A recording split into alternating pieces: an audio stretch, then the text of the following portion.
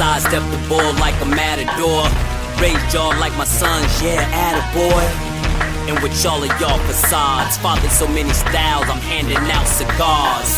Yeah, any nigga got a prob, paint the town red, bullets coming up a barrage. Ghetto superstar like I'm prize, big chain around my neck like I'm fresh off the Amistad. I'm not a part of your coke rap genre, I put it in the pot. What is up, guys? Welcome to another episode of Maximilian Must Know. Really excited to be reviewing my first scent from the niche house of l'artisan Parfumeur today. And that scent we're going to be talking about is called Coeur De Vetiver Sacre. And that means the heart of the sacred vetiver. I've been wanting to get my hands on this scent for a while now. I finally have it, and we're going to be talking about it today. But before we do that, let's talk about this brand that gets a ton of YouTube love briefly. L'artisan was started in 1976 by a gentleman named Jean Laporte, who later started the brand MPG, Maître Parfumeur et Gantier. So we know this guy does big things. He's responsible for two of the most beloved French brands on the market today. Initially, one of the first products, though, that put L'Artisan on the map was a home fragrance shaped like an amber bowl. Now, these were handmade and contained crystals, which you could buy refill containers of. And they say the scent of the crystals lasted for about 2 years, and the crystals contained herbs as well as ambergris. And those bowls are still on the market today. And eventually, L'Artisan started to do fragrances for men and women.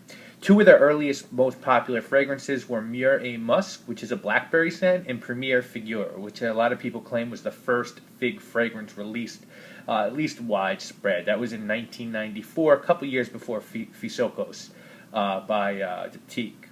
Now, the house has over 67 fragrances in their library, and I think one of the most amazing things about this house is the noses that have composed scents for them. It's really a who's who of the Parfumeur world. Jean-Claude Ellena, Bertrand Duchefort, and Filippo, Olivia Giacobetti, etc. Do fragrances from them. So almost all of their scents have been composed by the best and brightest from the industry. They also do cosmetics and candles, so there's a huge catalog of products to browse through when looking to make a purchase from this esteemed house. And something I thought really cool that they did was when Aged de Venustis, for those of you who don't know, it's one of the most famous fragrance stores in the country, if not the world, definitely in New York. You can learn more about Aged de Venustis in the video that I did for Serge Laton's Feet un Aiguille.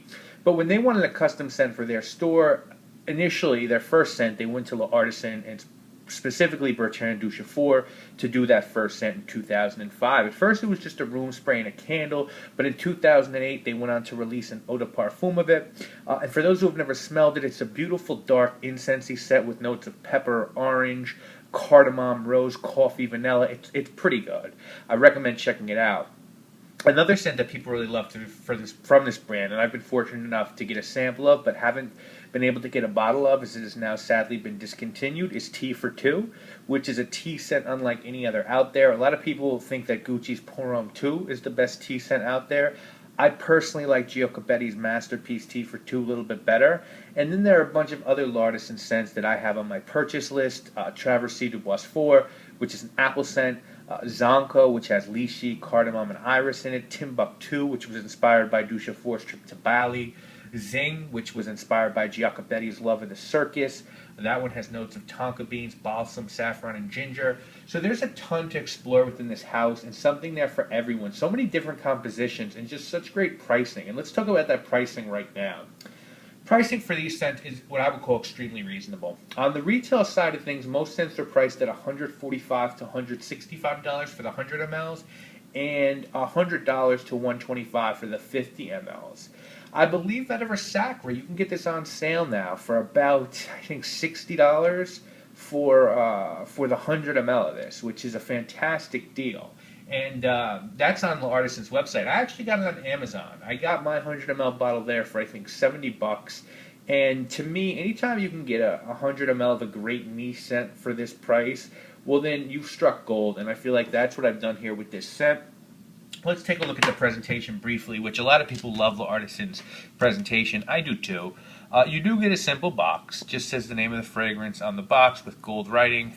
A lot of information on the back. Little, I guess, tree on the top with something in French. Actually, I'm trying to learn French now, but I don't think I'm going to be able to translate this. and nothing else in the box. So pretty simple box, and just a beautiful bottle. And the beauty comes from the simplicity, I guess. I mean, you know, it's just a normal perfume bottle. You have the name of the fragrance right here. This isn't Eau de Toilette concentration. Here you do have L'Artisan Parfumé written. And then you have a really weighty gold cap and a nice atomizer. It's not the best I've ever used, but it definitely does its job. And you know, the cap adds some weight to this, and it just makes for a really handsome presentation.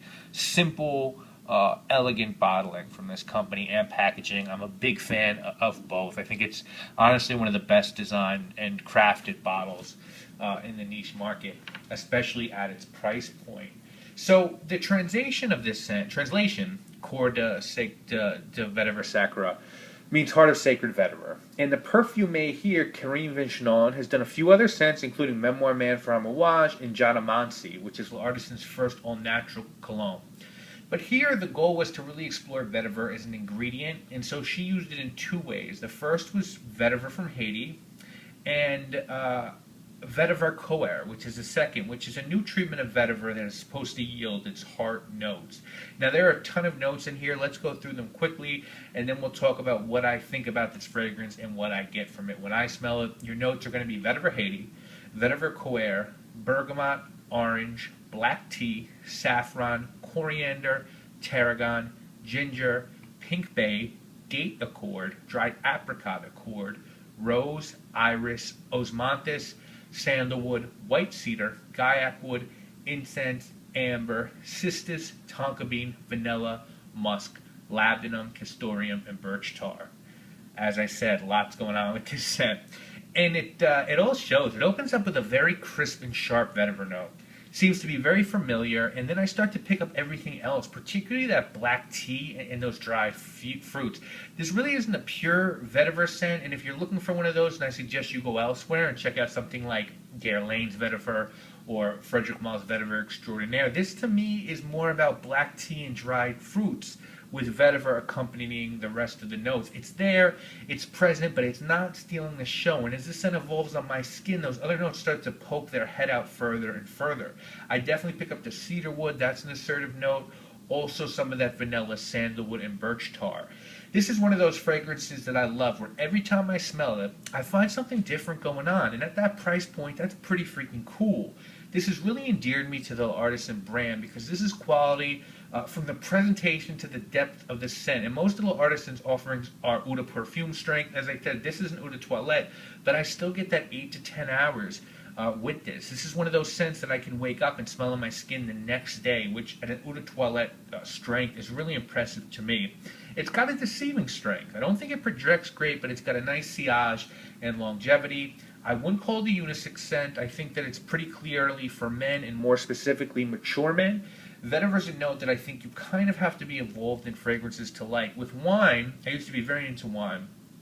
I think people who get into it initially like the fruiter, lighter varietals out there, the Rieslings, Rosés, Sauvignon Blancs. It takes a while before you can really appreciate the heavier, darker, more tannic varietals, the Chateauneuf de Pape, the Barolos, the Cabernets, the Amarones. And I think there's a similar effect with fragrances. I think when people start out, they prefer sporty and aquatic fragrances. It's hard to appreciate the oud and the heavy musks right off the bat. And I think that appreciating vetiver sort of falls in the middle of that arc. I think this is a scent for men 30 years and older who have some decent experience with fragrances. And a couple of sprays of this will do you right. Maybe one in the back of the neck, one in the chest, maybe one in the shirt, because it does last a good while on clothing. This is a scent that I really like. I think that the vetiver, the two kinds of vetiver, and the dried fruits and the tea and the incense, I think it all comes together, and it is blended just beautifully. This is unlike anything I've ever smelled. As I said, it is not your normal vetiver scent. It's a lot different than that, and I think that's what elevates it to me. I like pure vetiver scents. A lot of people know Vetiver Extraordinaire is one of my favorite scents and probably my favorite vetiver scent. But I also really appreciate playing with vetiver and adding something to it. What I mean by that is Atelier's Vetiver Fatal. I really like Tonka Vetiver Tonka from Hermes. So I appreciate when you use vetiver and you do something else to it. I think I found my vetiver scent. That's my vetiver scent, vetiver extraordinaire. So now I'm just looking for different things being done with vetiver, and this is definitely different. As I said, it is a scent that elevates the Artisan brand in my mind. The prices are as good as anything else out there. I realize most of their big scents, Zonka, Timbuktu, are about $150 for 100 ml, but that is a huge bargain when you consider the amount of quality, the juice you're getting, and the all-star perfumers who are making these scents. And when you consider that you can get some of their scents for well under $100 online, that really says something. I mean, I paid less for 100 ml of this high-end niche fragrance than what I would pay for like a Lone Flanker at Sephora. Those are the deals and steals that real fragrance lovers should be jumping on. I'm going to give this, at this price point, an 8 out of 10. I would have preferred an Eau de Parfum strength with a bit better projection, but the price is right, the presentation and packaging is beautiful and dignified, and this is a masterfully blended and composed scent. So much so that Karen Vichon is going to be a nose out there that I keep checking for. I really like this fragrance and L'Artisan as well. I have some samples coming from them as well because this is a brand that I really want to collect. It's that good. I was at the Bendel on Fifth Avenue a few months back where they have a L'Artisan boutique, and I went and smelled, I think, 6 or 7 scents, and I've got to be honest, guys, there wasn't a single scent that I didn't want to purchase, you know. Maybe if I was Mark, I would have picked up every one of them, or Creed Frags, but, you know, I wish I could. I can't. I get as many as I can, but they were all unique and all winners in my book, and to me, this is a great brand and a great scent. This is a solid 8 out of 10, and, you know, I was trying to think about my favorite 5 niche brands the other day, and this definitely made its way into it. You know, I'm not finalizing this, but I would have said Creed, Nasamato, L'Artisan, Frederic Malle, and then the 5th I'm sort of on the fence about. You know, I like Amouage, but I don't know if I've been a little let down by them recently. So Bond number 9, the same thing. So, you know, this is definitely in there for me. Let's put it like that. Anyway, that is going to be this week's show. Just want to give you guys a quick update. Next week, Wednesday or Tuesday, I'm going to be posting a new episode of Sample Shopping. A little different this time. We're going to be doing women's scents for the first time. So, you know, maybe I get some women viewers checking this out, or my guys out there want to buy their significant other or their mother something nice, their birthday or occasion coming up. We'll be looking at a few women's scents, 3 actually, one by Comme des Garçons, one by Chanel, and one by Creed. And then next weekend, we're either going to be reviewing 1 out of 2 scents, either something from the House of Bond number 9, something new from them, or something also pretty new from the House of Dior. It's going to be one of those next week, and then whichever one I don't do, that'll be the week after. So good shows coming for you guys next week, 2 a week. And a collection video will be coming. I'm not sure when, but it will be coming. I promise you that. So thank you so much for watching. If you haven't already indulged yourself in L'Artisan fragrance, please do so. Please check out this brand. If you could still get this guy for $70 on Amazon, what are you waiting for? Go pick this up. Steal. And this is going to be perfect. Perfect for fall.